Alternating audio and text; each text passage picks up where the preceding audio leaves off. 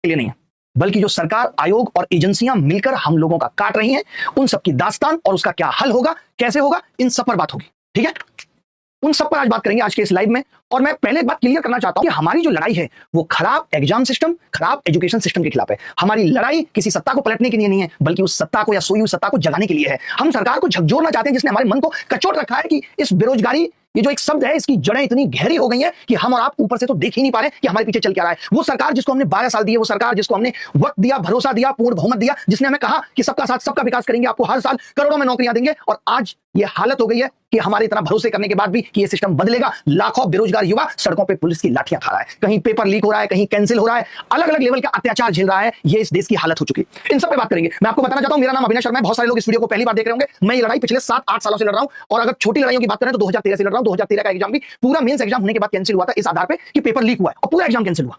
तब ये नहीं कहा जाता था कि प्रोसेस बहुत आगे बढ़ गया इसलिए कैंसिल नहीं होगा। 2017 में खूब लीक की खबरें आई, लेकिन एग्जाम कैंसिल नहीं हुआ। 2018 में यूएफएम के आधार पर सरकार ने बहुत सारे लोगों के साथ अत्याचार किया, हमने उसके खिलाफ लड़ाई लड़ी और उसको ठीक कराया। 2022 में फिर एक नॉर्मलाइजेशन का पंगा हुआ जिसमें बहुत सारे लोगों के साथ अन्याय हुआ, हम उसको भी सह गए। 2023 के सीजीएल के एग्जाम में क्या हुआ कि क्वेश्चन गलत पूछ लिया गया और वो मामला कोर्ट में चला गया, और कोर्ट ने आदेश भी किया कि आप रिजल्ट को रिवाइज करिए, लेकिन एसएससी ने उस चीज को भी नहीं माना, और कंटेम्प्ट ऑफ कोर्ट आज भी एसएससी के ऊपर है। तो आपको ये सोचना पड़ेगा, समझना पड़ेगा कि ये आयोग इतने रिजिड क्यों हो गए हैं कि जहां हम ये कहते हैं कि हमारे न्यायालयों का फैसला अंतिम होता है और ये उन्हें भी नहीं मान रहे। आपको क्या लगता है कि ये एक सिर्फ चेयरमैन की बस की बात है कि चेयरमैन के कहने पर इतना सब कुछ हो जाता है? 2024 का रिजल्ट भी फिर से कोर्ट केस में फंसा हुआ है। तब जाकर ये आवाज इतनी उठ गई, इतनी संगठित हो गई कि आज लोगों को सड़क पे उतरना पड़ा। और मैं आपको बताना चाहता हूं कि हमने कभी ये नहीं कहा था कि बच्चे आप आओ, हम आपकी लड़ाई लड़ने के लिए पर्याप्त हैं। आपने हम सबको YouTube पे इतना प्यार देकर बता दिया है कि हम सबके पीछे मिलियंस लोगों की भीड़ है, और लोग वो सपोर्ट देने के लिए तैयार है। हमें वो आपका सपोर्ट चाहिए, जिस वक्त जरूरत होगी हम एक आवाज लगा देंगे कि आप आ जाइए। अभी आप बिल्कुल मत आइए, कोई जरूरत नहीं है। अभी आपके शिक्षक और ऐसे लोग जो सच में समाज सुधारक हैं और समाज को सुधारना चाहते हैं, करप्शन को हटाना चाहते हैं और इन जड़ों को उखाड़ फेंकना चाहते हैं, उन सबसे आज मैं आह्वान करना चाहता हूं। एक एक करके हर एक चीज पे बात करेंगे। आप सोच रहे होंगे ये मामला अभी इतना अचानक कैसे हो गया? इतना अचानक ऐसे हो गया कि जब 2024 के रिजल्ट के बाद हम लोगों ने आवाज उठाई, चेयरमैन से मुलाकात की, तो चेयरमैन साहब ने हमें बहुत मीठे शब्दों में कहा कि गलत हुआ है और मैं इन सब पे काम कर रहा हूं और सब कुछ ठीक कर दूंगा। उन्होंने बिल्कुल नहीं कहा कि मैं एजेंसी भी बदल रहा हूं। अगर उनकी मनसा ठीक थी तो वो बता देते कि वो एजेंसी भी बदल रहे हैं। आप सब जैसा कि जानते हैं कि ये लोग एक एडुकेटी नाम की एजेंसी को लेकर आए। वो एडुकेटी नाम की जो एजेंसी है वो एसएससी का कहना है कि सरकार के रिगरस प्रोसेस के थ्रू आई है, यानी उसमें एसएससी का कोई लेना देना नहीं है, वो सरकार के थ्रू आई है। और आती भी है कोई एजेंसी, जिस एजेंसी पे अगर पहले कोई आरोप लगा था तो वो कैसे आ गई? मैं इस एजेंसी के आपको ऐसे ऐसे प्रूफ दिखाऊंगा आगे आने वाले वक्त में। अभी वो वक्त भी आएगा जब ये एजेंसी उखाड़ के फेंकने की तो छोड़िए, इसको लोग उखाड़ के फेंक देंगे कि क्या हालत इसने एग्जाम सिस्टम की कर दी है। जो बात मैंने बोली है कि ये इतने इतने लाख करोड़ के घोटाले जो हम ऊपर से देख रहे हैं ना, हम ऊपर से क्या देख रहे हैं? बैठ जाओ भाई आराम से, शांति से। हम जो लोग ऊपर से देख रहे हैं कि अरे ये कीबोर्ड नहीं चल रहा है, माउस नहीं चल रहा है, ये छोटी छोटी समस्या है, अंदर की समस्या है, तो आप सोच नहीं सकते। आपको तो बस ये दिख रहा है अच्छा वैकेंसी आ गई, चलो एक नौकरी मेरी भी हो जाएगी, लेकिन इसके पीछे की कहानी इतनी खराब है कि आप सोच नहीं सकते। इतना बुरा हाल है, और हमें ये सब सिस्टम को ठीक करना है और उसके लिए आवाज को बुलंद करना था, जिसके लिए हम सब शिक्षक मिलकर के, आपको पता होगा पूरे देश से शिक्षक आए, सबने मिलकर के अपनी बात कही कि भाई चलो डीओपीटी मिनिस्टर साहब से बात करते हैं। वजह ये थी क्योंकि हम लोग एसएससी चेयरमैन से ऑलरेडी मिल चुके थे। रेलवे रिफॉर्म इतने दिनों से चल रहा था और लोग कोशिश कर रहे थे कि रेल मंत्री से जाके बात करें, लेकिन नहीं संभव हो पा रहा था। तो हमने सोचा कि क्यों ना सीधे जाके डीओपीटी से बात करें। क्या हमारा हक नहीं है? क्या जनता का यह हक नहीं है कि वो अपनी आवाज को शांतिपूर्ण तरीके से सरकार से कह पाए? लेकिन आपने देखा होगा वहां पे कुछ एक सेकंड के अंदर ही उस आवाज को दबाने के लिए पुलिस ने लाठीचार्ज किया। हमारी लड़ाई पुलिस से है भी नहीं। आपने देखा होगा, आपको मेरे बोलने का तरीका पता है कि पुलिस ने मेरे ऊपर ही इतना खराब इल्जाम लगाया, उसके बाद भी हमने हंस करके टाल दिया। हमने कहा कोई बात नहीं, हमारी लड़ाई इस देश की पुलिस से थोड़ी है, उनका तो हमें सहयोग चाहिए सरकार तक पहुंचने के लिए। वो तो बैरियर है, वो खुद ये नहीं चाहते, वो खुद इसी सिस्टम से निकल के यहाँ पहुंचे हैं बड़ी मुश्किलों से, तो वो भी सब जानते हैं। हमारी लड़ाई ना सरकार हटाने की, हमारी लड़ाई है कि जो ये एग्जाम सिस्टम इतना भ्रष्ट हो गया, इसको ठीक कैसे किया जाए।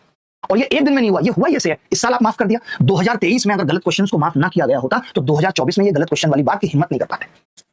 आपको बता दूं कि जिस दिन ये परसों जब 31 जुलाई को सब लोग इकट्ठे हुए तो हम लोग चेयरमैन ऑफिस गए, कहा गया कि आपको चेयरमैन साहब से मिलाया जाएगा। वहां पे एक डायरेक्टर से हमारी मुलाकात हुई और हमने कहा कि एसएससी फेज एक्स में इतनी सारी प्रॉब्लम है, उनकी बातों से साफ साफ लग रहा था। उनकी बातें तो छोड़िए, आपने कल चेयरमैन साहब का इंटरव्यू देखा होगा कि ये लोग कैसे एक एजेंसी को बचाने में लगे हुए हैं और इनको लगा है कि इतनी आसानी से बचा लेंगे और हम चुप बैठे रहेंगे। वो एजेंसी इतना करप्शन करेगी, लैब खरीदने से लेकर के सीट बिकने से लेकर के इनकी जो कहानी जब आपके सामने प्रूफों में आएगी, आप दांतों तले उंगली दबा जाएंगे और आप कहेंगे कि ये इतना भ्रष्ट सिस्टम है, आप फॉर्म भरना भूल जाएंगे। सोचिए, आपको लगेगा ही नहीं कि आपको नौकरी किस तरीके से मिल सकती है। इतना भ्रष्ट सिस्टम है, इतनी भ्रष्ट एजेंसियां हैं। ऐसे ही किसी एजेंसी को ये काम नहीं दिया जाता है। चेयरमैन साहब ये कह रहे हैं कि हम ये एजेंसी पहली बार लेके आए इसलिए प्रॉब्लम है। हमारा काम एजेंसी से सवाल करना तो कभी होता ही नहीं। हम पैसे किसको देते हैं एग्जाम कराने के? एसएससी को। एग्जाम ठीक कराने की जिम्मेदारी किसकी है? एसएससी की। बाहर में जाती है एजेंसी, हमें तो एजेंसी की पूछने की जरूरत नहीं पड़ती। हमें तो इनफैक्ट मालूम तक नहीं चलना चाहिए कि एजेंसी है कौन सी। हमें तो एसएससी से मतलब था, ये एसएससी की जिम्मेदारी थी। ये लोग जानबूझ के, आज इस बार आपने देखा होगा कि इस बार 5-6 एजेंसी इन्वॉल्व हैं। कोई आपका आधार ऑथेंटिफिकेशन कर रही है, क्यों? क्योंकि इनको एक दूसरे के सर ठिकरा फोड़ना होता है कि इसको ऊपर ये फोड़ देंगे, इसकी गलती की वजह से ऐसा हो गया, इसकी गलती की वजह से ऐसा हो गया। आयोग एकदम साफ स्वच्छ बच जाएगा, सरकारें एकदम साफ स्वच्छ बच जाएंगी। अगर सरकारों की मिली भगत नहीं है तो कितनी बड़ी बात थी डीओपीटी मिनिस्टर को हमसे मिलेगी, आसानी से मिलकर बताया जा सकता था। क्या ये उनके कानों तक आवाज नहीं पहुंच रही? 31 जुलाई को जो हम देश के सब शिक्षकों ने किया है, आप देख लीजिए कि आज पूरा मीडिया समाज ये बोल रहा है कि छात्रों के साथ गलत हो रहा है। हमें यही तो हिम्मत देनी है। आप ये मत सोचिए इस मीडिया की हिम्मत टूट गई है, इसको हिम्मत नहीं मिल रही। इसको लगा अरे शिक्षक और छात्र इतनी आवाज बुलंद कर सकते हैं तो चलो हम भी इनके साथ चलते हैं। जैसे क्या होता है ना कि जब एक आवाज बुलंद हो रही है तो सब उसका साथ देना चाहते हैं, तो इस आवाज को दबने नहीं देना है। आज मीडिया वाले उठा रहे हैं ना, आज उनको लग रहा है कि सरकार से सवाल पूछना चाहिए। ये बात जो 3 दिन पहले मैं चिल्ला चिल्ला के कह रहा था कि आप जाके चेयरमैन से इंटरव्यू क्यों नहीं करते, हुआ ना चेयरमैन साहब का इंटरव्यू और आपके सामने आ गया। ये चेयरमैन की स्थिति है कि वो कहता है कि भाई पहली बार एग्जाम दे रहे इसलिए थोड़ी बहुत गड़बड़ हो जाती है। जब हम डायरेक्टर से मिले तो डायरेक्टर ने कहा 50 से 55 हजार बच्चा प्रभावित है, बस सिर्फ 50 से 55 हजार। ये बच्चा 50 से 55 हजार सिर्फ है। आप नौकरी कितनों को दे रहे हो, मुश्किल से 3000 वैकेंसी है और 50 से 55 हजार बच्चा प्रभावित है। या तो आप नौकरी दे रहे हो तो 8-10 लाख लोगों को और 50 से 55 हजार बच्चा प्रभावित हो रहा होता तो हम मान भी लेते। और कमी कैसी कैसी कि 25 तारीख को 24 का पेपर रिपीट हो गया। जब डायरेक्टर साहब से पूछा गया तो उनका लॉजिक था कि पेपर रिपीट हो गया, आप इसको गलत क्यों ले रहे हैं। बच्चे ने सोचा होगा 24 तारीख को कि ये तो अब आ गया, अब नहीं आएगा। हमने वही पूछ लिया, सरप्राइज दे दिया। हमने पूछा आप गलत क्वेश्चन पूछ के अपनी जेबों में पैसा भर रहे हैं 100 रुपए, और अगर यही हाल रहा तो आगे आने वाले वक्त में आप सवाल गलत बढ़ाते ही चले जाएंगे। तो उसने कहा गलत पूछ रहे हो, पैसा तो सरकार की जेब में जाता है। ये अधिकारी का आरोप है। मैं सरकार से भी कहना चाहता हूं, आपके एक अधिकारी का ये आरोप है कि पैसा सरकार की जेब में जाता है जिससे रोड बनते हैं। तो आगे आने वाले वक्त में तो जेई, नीट, यूपीएससी, आप सब में गलत सवाल पूछे और 100 रुपए क्यों चार्ज कर रहे हैं। एक बच्चा जो अपने माँ बाप की मजदूरी पे मुश्किल से फॉर्म भरता है और आप उससे अलग तरीके की वसूली चला रहे हैं। सोचिए कितना भ्रष्ट हो चुका होगा ये सिस्टम। और कमाल की बात देखिए कि जब आज इन बातों को उठा के हम मीडिया के सामने भी रख रहे हैं तो मीडिया अच्छा ऐसा होता है 100 रुपए लिए जाते हैं। 8 साल से चिल्ला रहे हैं तब तो यहां तक आवाज पहुंच पाई है कि 100 रुपए गलत तरीके से लिए जाते हैं। आप सोचिए अपनी आवाज को पहुंचाने के लिए डिजिटल इंडिया के दौर में आज 8 साल लग जा रही है। कितने दुख की बात है इस देश के लिए। हमने पूछा एक और सवाल हमने किया था, डिस्टर्ब बिल्कुल मत करो, बिल्कुल आराम से बैठे रहो। हमने सवाल पूछा डायरेक्टर साहब से कि भाई 500 600 किलोमीटर आप सेंटर डाल रहे हो, क्या इस सिस्टम का फेलर नहीं है। उन्होंने कहा हम अपने जमाने में तो जनरल के डब्बे में लटक लटक के एग्जाम देने जाते थे। यानी आज अगर किसी बाप ने परेशानी उठाई है तो वो अपने बेटे को भी यही कहेगा कि तुम भी यही कहो। फिर काई की तो जनरेशन गैप और काई का अपडेशन जो आज हम कहते हैं कि हम इतना आगे निकल चुके हैं, हम यानी हमारे अधिकारियों की सोच अभी भी वही पुरानी 30 साल वाली है। फिर काई का डिजिटल इंडिया और काई का विकसित भारत। सर मानी चाहिए ऐसे अधिकारियों को भी जो इस तरीके की बयानबाजी करते हैं। आज के बाद हमने इसीलिए सोचा था पहले भी कि हम चेयरमैन से मिलकर भी संतुष्ट नहीं थे, और अब तो हम जब डायरेक्टर से मिले तो बिल्कुल संतुष्ट नहीं है। अब तो हम जवाब सीधे जो चाहते हैं वो डीओपीटी मिनिस्टर साहब से चाहते हैं। तो एक एक चीज पे जो मैंने आपसे कहा था, आप लोगों ने भी मुझे बहुत सारे प्रश्न पूछे। आपने कहा आयोग से सर हमारा प्रश्न है, आयोग से आप प्रश्न करने का कोई फायदा नहीं है। 2024 के रिजल्ट में अभी भी सारा डेटा अगर मिला दिया जाए तो 46 रैंक अभी भी मिसिंग है। टोटल 46 रैंक मिसिंग है, जिनके बारे में हमने आरटीआई डाल के पूछा कि भाई ये 46 रैंक मिसिंग क्यों है। आप इसका जवाब दीजिए कि 46 रैंक मिसिंग क्यों है, कौन बच्चे जिनको आपने दिए। तो इस पर आयोग का सीधा जवाब है कि इस चीज का जवाब हम नहीं दे सकते। ये हम नहीं बता सकते आपको कि 46 रैंक मिसिंग क्यों है। तो आयोग से प्रश्न करना बेकार है, क्योंकि आयोग सिर्फ और सिर्फ सरकार के इशारों पे जितना गलत इस देश के युवा के साथ कर सकता है वो कर रहा है। और वेंडर से सवाल हम क्यों करेंगे, वेंडर हमारे लिए कोई औकात नहीं रखता, उसकी अकाउंटेबिलिटी नहीं है, उसे तो हमें उखाड़ के फेंकना है बस। और वो किससे उगड़वाना है, सरकार से। अब हमें मदद चाहिए कि हमें ऐसे प्रूफ, हमने 8-10 बड़े बड़े प्रूफ इकट्ठे कर लिए। हम पूरे प्रूफ का चिट्ठा जब मीडिया के सामने खोलेंगे तब आपको पता चलेगा कि वो ये एजेंसियां किस तरीके से कर रही हैं। तब आपको पता चलेगा कि जो 15,000 वैकेंसी है उसमें 2,000 भी जनरल लोगों को नहीं मिल पाती। आपके पैरों तले जमीन खिसक जाएगी। आज तभी तो इतनी बेरोजगारी बढ़ गई और बेरोजगारी का ये आलम है। लेकिन मजबूर करना पड़ेगा सिस्टम को, मजबूर करना पड़ेगा सरकार को अगर सुधार करना है तो, और बहुत शांतिपूर्ण तरीके से। देखिए आप सबको मैं बहुत धीरे धीरे आपसे बात करना चाहता हूं, थोड़ा सा लंबा होगा सेशन 2-4-5 मिनट, कि हमें हर एक कदम फूक फूक के रखना होगा। आप सोच रहे हैं कि एक बहुत छोटी सी लड़ाई हम लड़ने जा रहे हैं कि एक एडुकेटी नाम की कंपनी आ रही है और वो ठीक से एग्जाम नहीं करा पा रही है। क्या उसके पीछे की कहानी आप सोच भी नहीं सकते। लड़ाई बहुत बड़ी है, लड़ाई कई लाख करोड़ के खिलाफ है। तो जब ये लड़ाई इतनी बड़ी है तो सरकार आसानी से सुनेगी भी नहीं। सरकार हर एक हथकंडा अपनाएगी कि इस आवाज को यही दबा दिया जाए। हमें सबसे गुजारिश करनी पड़ेगी, सबसे सहारा लेना पड़ेगा। हम बच्चों को इन्वॉल्व सिर्फ इसीलिए नहीं करना चाहते कि हम आंदोलन को कोई भी ऐसा रूप नहीं देना चाहते, हम अपनी आवाज को कोई भी ऐसा रूप नहीं देना चाहते जिसको गलत तरीके से दबा दिया जाए। आज आप देखेंगे बीपीएससी प्रोटेस्ट हो, कुछ भी हो, इसलिए मेरी आप सब बच्चों से गुजारिश है कि आप बिल्कुल भी कहीं मत आइए। आप जहां हैं, जिस राज्य में हैं, आपको अगर वहां अपना कोई प्रदर्शन करना है, आप सरकार के खिलाफ अपनी आवाज उठाना चाहते हैं, तो आप अगर वहां के नॉर्म्स के हिसाब से परमिशन लेके उठा सकते हैं तो बिल्कुल उठाइए। यहां सरकार से सवाल पूछने के लिए हम शिक्षक ही काफी हैं, आप सबको पता होगा। और हम बहुत सटीक तरीके से जाना चाहते हैं, हम कुछ भी ऐसा नहीं करना चाहते जिस एक गलती की वजह से सरकार ये कह दे कि आप गलत हो। हम बहुत सही तरीके से अपनी आवाज सिस्टम तक पहुंचाना चाहते हैं। हम डायरेक्ट बात करने की भी कोशिश कर रहे हैं कि हमारी डायरेक्ट बात हो, आप जवाब दें कि क्या होगा। ये प्रूफ भी आज मैं सिर्फ इसीलिए नहीं खोल रहा हूं क्योंकि मेरा एजेंसी से कोई लेना देना नहीं है, लेकिन मुझे जिस दिन ये लगेगा कि ये आप एजेंसी कैसे हट सकती है तो मैं हर एक हथकंडा अपनाऊंगा। सब प्रूफ एक एक सॉलिड चीज है, वीडियो से लेकर के ऑडियो रिकॉर्डिंग सब में इकट्ठी करके बैठा हूं। अगर सरकार नहीं सुनती तो अब 6 तारीख को आपको पता होगा कि 6 तारीख को डीसीपी ऑफिस से हमें परमिशन मिली कि 150 लोग आकर के आप जंतर मंतर पे बैठ करके अपनी आवाज उठा सकते हैं। तो मैं ये चाहता हूं कि उन 150 लोगों में हमारे साथ देश के बड़े आईएएस आईपीएस ऑफिसर जो रिटायर हो चुके हैं, जो इस खराब सिस्टम को बहुत अच्छे से समझते हैं, मैं ऐसे लोगों को इनवाइट करना चाहता हूं, कहना चाहता हूं, आह्वान करना चाहता हूं कि आप सबसे हाथ जोड़ के रिक्वेस्ट है कि आप हमारे साथ आएं और बैठें और सरकार से हमारे साथ मिलकर के सवाल पूछें, क्योंकि आप इस सिस्टम को बहुत बेहतर से समझते हैं। मैं देश के उन एमपी से रिक्वेस्ट करना चाहता हूं जो सच में इसीलिए एमपी बने कि हम समाज को सुधारना चाहते हैं। जब सब ऐसे लोग साथ आएंगे तभी शायद कुछ बात बनेगी। मैं देश के विपक्ष के नेता राहुल गांधी जी से भी कहना चाहता हूं कि आप भी इस आवाज को बुलंद करें, सबके साथ आके सवाल पूछें। ये सच में सही वक्त है जब सिस्टम को सुधारा जा सकता है। हम अब और कितना इंतजार करेंगे। मैं ये चाहता हूं कि मेरे लिए लड़ाई आखिरी हो। मैं देश के एमपी जिनसे जो ये खुद भी कह रहे हैं कि हम आपके साथ मिलकर आवाज उठाने को तैयार हैं, हम नहीं चाहते। सोचिए आप कि इन्होंने शिक्षकों के खिलाफ एफआईआर कर दी, ये कितना गलत था। क्या कोई बता सकता है, क्या कोई एक ऐसा प्रूफ दिखा सकता है कि किसी शिक्षक ने कोई उत्पात मचाया हो? कोई बता सकता है किसी से गलत शब्द का इस्तेमाल किया हो जिसके बेसिस पे आपने एफआईआर कर दी? अगर दम है तो एफआईआर करिए। जो लोग ये करप्शन कर रहे हैं उसके लिए एफआईआर कराने के लिए लोग चिल्लाते रहते हैं, पेपर लीक हो गया है, ये पेपर माफिया जिसने लीक किया है, और सालों तक एफआईआर नहीं हो पाती है। और यहाँ एक शिक्षक जो आराम से अपनी आवाज उठा रहा था, आपने उसको डिटेन करके पुलिस थाने में बिठा दिया। और कब तक आप ऐसे आवाज दबा देंगे? फिर आप कहते हैं कि ये एक लोकतांत्रिक देश है, बताइए। तो 6 तारीख को अगर हम 3 घंटे के लिए भी जंतर मंतर पे बैठ रहे हैं तो मेरी सबसे गुजारिश है, मैं आप कितनों के नाम लूं, बहुत सारे सांसद हैं, एक सबसे यंगेस्ट सांसद हैं पुष्पेंद्र सरोज जी, मैं चाहूंगा विपक्ष के नेताओं में राहुल गांधी जी, अखिलेश यादव जी, कि आपको नहीं लगता कि अभी सच में वक्त आ गया है जब सरकार से एग्जाम सिस्टम पे सीधे सवाल पूछा जाए? और क्यों आप हम लोगों के साथ मिलकर के सवाल नहीं पूछ सकते, बताइए। तो मेरी आप सबसे गुजारिश है, जितने भी लोग, मैंने बहुत सारे लोग जो हमारे लोगों ने बताया, भीम आर्मी टीम के जो चीफ हैं चंद्रशेखर रावत साहब, आम आदमी पार्टी के अरविंद केजरीवाल जी, मनीष सिसोदिया जो कहते हैं कि मैं शिक्षा को बहुत बेहतरीन से समझता हूं, संजय सिंह, राघव चड्ढा, क्या आप लोगों को नहीं साथ आना चाहिए? तो मैं ऐसे 150 लोगों का हम लोग एक ग्रुप बना रहे हैं कि ऐसे 150 लोग, जिसमें से लगभग 10 से 12 लोगों से हमारी बात हो गई है, बाकी से मैं चाहता हूं कि वो तो बहुत बड़े लोग हैं, लेकिन हाँ, उनके पीए हमें प्लीज इस नंबर पे मैसेज करें और ये कहें कि हम आपकी आवाज बनने को तैयार हैं। हम एग्जैक्ट 150 लोग उस दिन जंतर मंतर पे बैठ के गुजारिश करेंगे कि डीओपीटी मिनिस्टर आकर के बात करें। शायद उनको लग रहा होगा कि देश के शिक्षकों की उतनी औकात नहीं है, लेवल नहीं है कि उनसे बात किया जाए, तो हम चाहते हैं कि देश का विपक्ष हमारे साथ अगर आके बैठता है तो आप उनसे बात कर लीजिए, हमारी आवाज को उनके थ्रू सुन लीजिए, लेकिन सुनिए, ये हम चाहते हैं। तो आप सबके कनेक्शन में होंगे, आप सब लोग पूरे देश में सुन रहे होंगे। अगर आपका सांसद हमारे साथ आके बैठ सकता है तो इससे बड़ी बात कुछ नहीं होगी। हम इस चीज को बहुत सही तरीके से लेके जाएंगे। देखिए, मैं फिर से एक बात कह रहा हूं, आजादी एक दिन में नहीं मिली थी। बेरोजगारी, भ्रष्टाचार की जड़ें बेरोजगारी या खराब सिस्टम में इतनी गहरी हो चुकी है कि एक दिन में कुछ ठीक नहीं होगा। धीरे धीरे चीजें मिलेंगी, कभी 10 चीजें मिलेंगी, कभी कुछ चीजें कोर्ट से मिलेंगी। अगर इस एजेंसी को हमें हटाना भी पड़ेगा, हम एक लीगल टीम से भी सब कुछ कर रहे हैं, हर एक तैयारी कर रहे हैं, और हम सिर्फ अब इन जो अभी चीजें हुई हैं इसी पे आवाज नहीं उठाएंगे, हम हर एक चीज पे आवाज उठाएंगे, चाहे वो कोर्ट के जरिए हो कि आप 5 साल तक कैसे रेल मिनिस्टर या रेल मिनिस्ट्री बच्चों का 400 रुपए दबा के बैठे रही। इस एग्जाम सिस्टम को सुधारने के लिए जितनी भी चीजें हो सकती हैं, थ्रू कोर्ट, थ्रू अपनी आवाज सीधे संसद तक पहुंचा करके, और सवाल चाहिए। हम कभी नहीं चाहते, मुझे पता है बहुत सारे एमपी में कहते हैं हम आपकी आवाज संसद में उठा देते, क्या होगा? हमें आवाज उठवानी नहीं है, हमें इसका जवाब चाहिए कि क्या आपको नहीं पता कि आपके आयोग इस तरीके की एजेंसियों के साथ मिलकर कैसे धंधेबाजी कर रहे हैं? हमें उस पर जवाब चाहिए।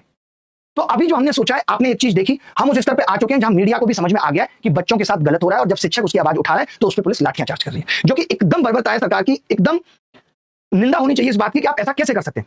और हम लोग तो देश की व्यवस्था को बहुत अच्छे से समझते हैं, और हमें मालूम है, इसीलिए हमने बच्चों को नहीं बुलाया। हमने नहीं कहा कि भाई आप लोग आ जाओ, अभी भी हम किसी भी बच्चे को बुलाना नहीं चाहते। आप जहां हैं, आपको लगता है आप वीडियो बना करके इस आवाज को बड़ा कर सकते हैं, तो आप वीडियो बना के जारी करिए, ताकि जब इतनी सारी चीजें लोगों के सामने जाएंगी, जब हर तरफ यही दिखेगा कि कैसे बेरोजगार युवा कर रहा है, तो शायद लोगों की समझ में आए, आपका दर्द समझ में आए। बाकी अभी जो प्लान है वो एक ये प्लान है कि 6 तारीख को देश के शिक्षक, जितने भी, मैं स्पेशली नाम लेके भी रिक्वेस्ट करना चाहता हूं, बाकी शिक्षक सारे जुड़े हुए हैं एक ग्रुप के जरिए। मैं अब फिर से गुजारिश करना चाहता हूं, चाहे वो खान सर हो, आपको भी 6 तारीख को आना पड़ेगा, आप भी बैठेंगे। और ये हमारा बहुत शांतिपूर्ण तरीके से, 150 लोग होते कितने, मैं दिल्ली पुलिस से भी रिक्वेस्ट करता हूं कि आप आराम से जितने भी फोर्स के साथ आ सकते हैं, हमें आराम से आके खड़े हो जाइए, हम बहुत शांतिपूर्ण तरीके से अपनी बात रखेंगे। तो मैं चाहता हूं देश के शिक्षक भी हों, जितने शिक्षक हो सकते हैं, सिर्फ पहले ये अप्रूव हो जाएगा। मैं इसीलिए चाहता हूं कि कोई अव्यवस्था ना हो, कि हम 150 लोगों का नाम पहले ही फाइनल कर लें कि ये एमपी साहब हमारे साथ जाके बैठने को तैयार है, ये पुराने मिनिस्टर साहब हमारे साथ जाके बैठने को तैयार है। क्योंकि मैं फिर से कह रहा हूं, सत्ता के लोग भी अगर हमारे साथ जाके बैठने को तैयार हैं तो हमें बहुत खुशी होगी। सत्ता में भी ऐसे बहुत सारे लोग हैं जो इस खराब एग्जाम सिस्टम को समझते हैं, उनके बच्चे भी इससे पीड़ित हैं, तो आप सबको भी हमारा साथ देना चाहिए। और मैंने तो ये सुना है कि मोदी जी तुरंत सुनते हैं अगर उनको लगता है देश में कुछ खराब हो रहा है, और यहाँ युवा चीख के करा के परेशान हो गया और सांप के कान तक जू नहीं रहेंगे।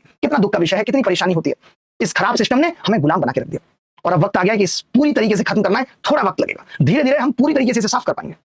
तो आप सबसे गुजारिश है, जो मैंने अभी कहा, कि आप अपने अपने जगह के सांसदों से, विधायकों से ये विनती करिए, जितने लोग भी, 150 लोगों की बात है सिर्फ, अगर हमारे साथ आके बैठेंगे तो हम इस आवाज को अलग तरीके से लेके जाएंगे। आपने कभी नहीं सुना होगा कि इस तरीके से भी देश में प्रोटेस्ट हुए। अब देश में प्रोटेस्ट करना, आंदोलन करना इतना मुश्किल हो गया है कि हमें इस तरीके के रास्ते अपनाने पड़ रहे हैं। हम चाहते तो देश का लाखों युवा आके बैठ सकता था, बट हमें नहीं करना। हम चाहते हैं, जानते हैं ना कि सरकार उस चीज का दमन किस तरीके से कर देगी। हमने किसान आंदोलन भी देखा है, हमने बीपीएससी प्रोटेस्ट भी देखा है। 8-9 सालों से इस सिस्टम से लड़ाई जारी है। हर साल ये लोग नई नई चीजें लेकर आते हैं, हर साल कभी कुछ गड़बड़ करके आपको बाहर कर देंगे, और आपका ध्यान इस तरह भटका देंगे कि आप सोच ही नहीं पाएंगे। ये प्रॉब्लम कोई अचानक से इतनी थोड़ी बड़ी हो गई है, करोड़ों लोगों की हताशा का नतीजा है, जो आज संगठित होकर के आप सबके सामने वो आवाज आपको हर तरफ दिख रही है। पूरी तरह से फ्लॉप हो चुका है सिस्टम। हम सोचते हैं कि आयोग जिम्मेदार नहीं है, ये सब मिलकर हमें गुमराह कर रहे हैं बस। आज आप देखते होंगे कि जब हम लोग मीडिया को कहते हैं कि 100 रुपए लिए जा रहे हैं, तो लोग शौक से कहते हैं, मतलब लोगों को पता ही नहीं, ऐसे बात करते हैं। तो आप सबको वीडियो के माध्यम से सारी बातें पता चल जा रही हैं, लगातार लगे हुए हैं इससे मिलने में, उससे मिलने में। हर शिक्षक का सहयोग है, हर शिक्षक ने आगे बढ़कर के आए, देश से जितने भी शिक्षक आए उन सबको भी मेरा नमन है। उन सबकी ये बड़प्पन है कि वो सब लोग दिल्ली आए, क्योंकि ये लड़ाई सिर्फ एसएससी के खिलाफ नहीं थी, लड़ाई सिर्फ रेलवे की नहीं थी, लड़ाई सिर्फ शिक्षक भर्ती या बैंक एग्जाम की नहीं थी। हर जगह घोटाला, करप्शन है, हर जगह सिर्फ कारोबार बना हुआ है। तो इस कारोबार को रोकना है, देश को सही रास्ते पे लेके आना है, क्योंकि ये वो युवा है जो देश को आगे 30 साल तक लीड करेगा। तो आप सबसे बस यही गुजारिश है, मैं दोबारा ये कहूंगा, हम लोग 2 बार चेयरमैन से मिलिए, डायरेक्टर से मिलिए, कोई हल नहीं निकला। चेयरमैन साहब का सीधा कहना है कि एडुकेटी हम सब लोग बहुत ईमानदार हैं, ये पब्लिक के सामने अपने आप को ऐसे दिखाएंगे जैसे इनको कुछ पता ही नहीं, उलूल जुलूल बातें करते हैं। एक चेयरमैन से, डायरेक्टर से इस तरीके की उम्मीद है। मैं फिर से मीडिया को कहूंगा कि दोबारा से इंटरव्यू हो तो क्रॉस क्वेश्चन भी करिए। आप सवाल पूछिए कि आप कैसे बच्चों जैसी बातें कर रहे हैं कि ये पहली बार एग्जाम करा रही है। अगर ये पहली बार एग्जाम करा रही है एडुकेटी, तो तुमने तो अपनी बिड में लिखा था कि हम उसी को टेंडर देंगे जो 5 साल जिसको हो गए होंगे इस फील्ड में, तो काहे का पहली बार? ये तो बताओ, एक तरफ तुम बिल में लिख रहे हो कि हम उसको देंगे टेंडर जो 5 साल से ठीक से एग्जाम करा रहा है, जिसने 160 करोड़ का रेवेन्यू भी किया है, फिर तुम कह रहे हो पहली बार करा रही है। तो ये सब बातों से गुमराह करने की कोशिश मत करिए चेयरमैन साहब। अगर आपको भी लग रहा है कि सरकार ने आपको ऐसा बोला है कि नहीं नहीं इस चीज को संभालना है, तो आप भी चेयरमैन की कुर्सी छोड़िए और हमारे साथ आके बैठिए, मिलकर के सिस्टम से लड़ेंगे। बहुत उम्र हो गई, आपने भी बहुत जीवन जी लिया, मैं आपसे भी गुजारिश करता हूं कि हमारे सामने आके बैठिए, हमारे साथ आके बैठिए। उखाड़ फेंकेंगे ऐसी एडिक्यूटी, ये तो कुछ भी नहीं है।